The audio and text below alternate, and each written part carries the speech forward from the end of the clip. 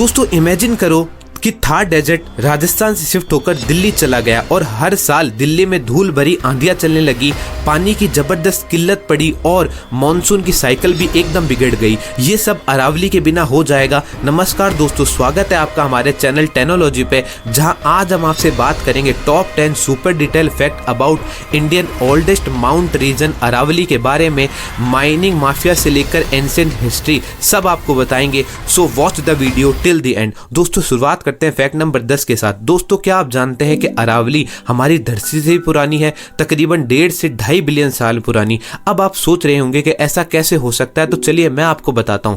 दोस्तों दरअसल हमारी अर्थ का निर्माण जिस काल में हुआ था उसे प्री कैम्ब्रियन काल कहते हैं, जिसके 3 फेज थे। हेडियन काल जो कि 4.6 अरब से 4 अरब साल पुराना था, आर्कियन काल जो कि 4 अरब से 2.5 अरब साल पुराना था, और प्रोटोजोइक काल जो कि 2.5 अरब से 531 मिलियन साल पुराना था। तो दोस्तों जो लास्ट वाला स्टेज है, इसके अंदर टेक्टोनिक प्लेटों की टक्कर से जिस पहाड़ का निर्माण हुआ वो थी अरावली। और एक बात और, ये जो अरावली है ये हिमालय से 50 गुना साल पुरानी है। नंबर 9 पर दोस्तों अरावली की जो टोटल रेंज है वो 692 किलोमीटर है, और अगर हम इनकी ब्रांचेस को भी इंक्लूड कर लें तो ये रेंज चली जाती है 1100 किलोमीटर। ये गुजरात के पालनपुर से शुरू होकर दिल्ली रिज पर एंड होती है, और इसके बीच में राजस्थान के उदयपुर, सिरोही, जयपुर, अलवर से साथ ही साथ हरियाणा का महेंद्रगढ़ जिले से होकर ये गुजरती है। नंबर 8 पर दोस्तों अरावली वो रेंज है जहां पर इंडिया के कई फेमस पीक हैं।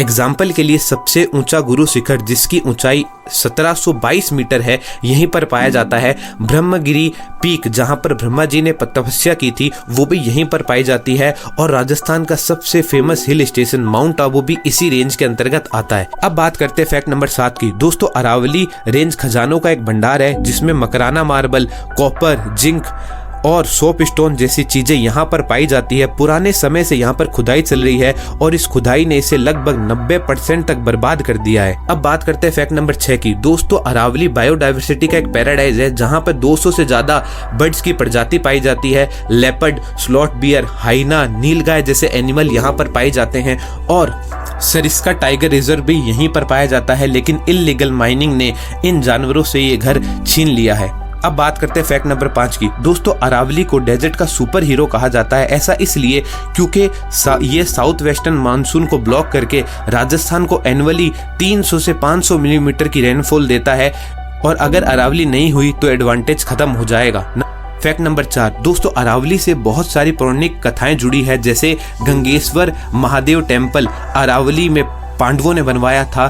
शिवलिंगों पर पानी खुद ब खुद टपकता है, और महाभारत में भी लड़ाई यहीं पर हुई थी, और एलिफेंट मिस्ट्री भी इसी अरावली से जुड़ी है। फैक्ट नंबर 3 दोस्तों अरावली चंबल, बानस, साबरमती, लूनी जैसी नदियों का एक उद्गम स्थल है, जो राजस्थान, मध्य प्रदेश, दिल्ली जैसी स्टेट को पानी देती है और अंडरग्राउंड वाटर के लेवल को भी बढ़ाती है। अरावली के बिना इन सब राज्यों में जो पानी की किल्लत है वो डबल हो जाएगी। फैक्ट नंबर 2 दोस्तों अब 2025 में सुप्रीम कोर्ट ने एक नया ऑर्डर पास कर दिया है, जिसमें 100 मीटर से ऊंची पहाड़ियों को अरावली कहा जाएगा, और उससे नीचे वाली जो पहाड़ियां हैं वो माइनिंग के लिए फ्री हैं, यानी कि वहां पर इल्लीगल माइनिंग हो सकती है।